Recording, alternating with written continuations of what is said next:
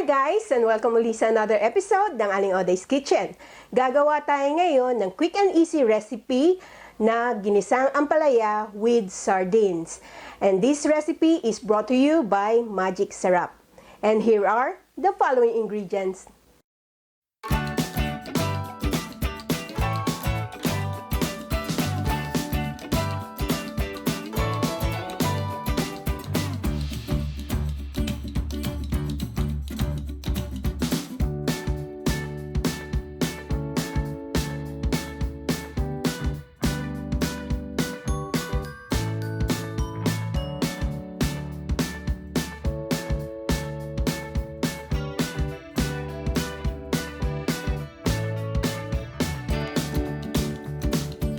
Ang ating first step dito sa ating ampalaya, ibabad muna natin siya sa tubig na may konting asin.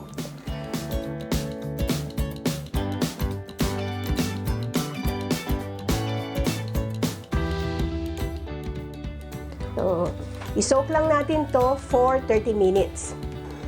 Ang ating first step dito sa ating pan, nagpainit na ako ng oil. Magigisa tayo ng garlic,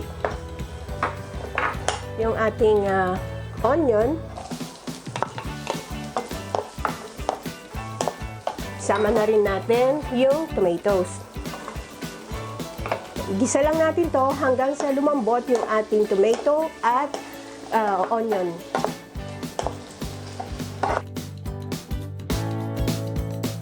Yan, malambot na yung ating kamatis at sibuyas. Pwede na natin i-add yung ating sardinas in tomato sauce. So, igisa lang natin to for about 2 minutes bago tayo mag-proceed sa ating next step. Ayan. After 2 minutes, nagisa na natin yung sardinas. Pwede na natin i-add yung ating ampalaya na drain ko na yung tubig. At igigisa lang natin to, haluin lang natin ng konti. Huwag niyong masyadong hahaluin para hindi papait ang ating ampalaya. Ayan, tamang halo na yan.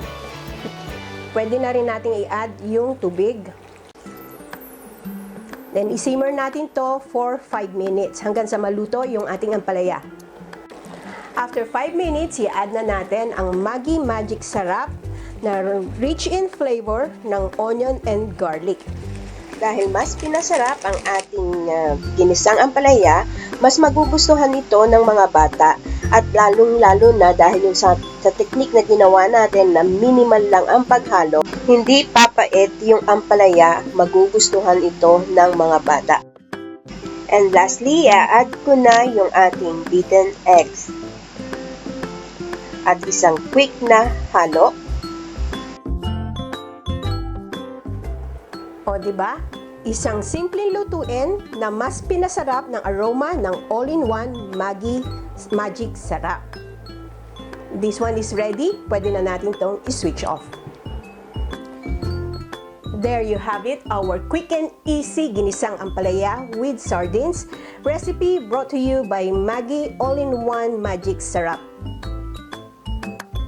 Sana magustuhan nyo itong recipe na ito and share it with your friends. Don't forget to give us a thumbs up and subscribe to my channel. Ako po si Aling Oday. Magkita-kita ulit tayo sa aking susunod na video. Salamat! Bye! Please follow me on my Facebook page, Twitter, and Instagram.